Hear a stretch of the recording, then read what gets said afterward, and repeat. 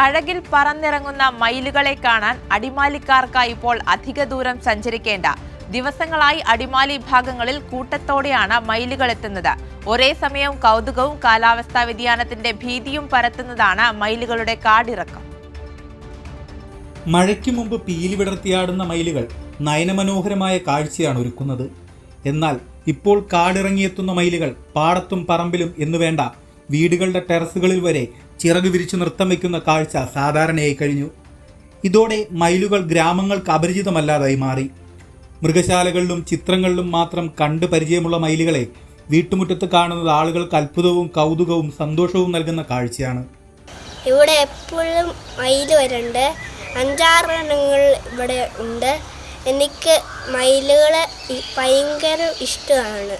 ദേശീയ പക്ഷിയുടെ വിരുന്ന് കൗതുകമെങ്കിലും മയിലുകളുടെ കാടിറക്കം ആശങ്ക നൽകുന്നുവെന്ന് പറയുന്നവരും ഏറെയാണ്. മയിലുകളുടെ വരവ് കടുത്ത വരൾച്ചയെ സൂചിപ്പിക്കുന്നതെന്നാണ് പഴമക്കാർ പറയുന്നത്. മയിലിൻ്റെ കാടിറക്കവും അപൂർവങ്ങളായ ദേശാടന കിളികളുടെ കാലം തെറ്റിയുള്ള വരവുമെല്ലാം വരൾച്ചയുടെയും കാലാവസ്ഥാ വ്യതിയാനത്തിൻ്റെയും സൂചനയാണെന്നാണ് പക്ഷി നിരീക്ഷകരും അഭിപ്രായപ്പെടുന്നത്. കൈരളി ന്യൂസ്, ഇടുക്കി.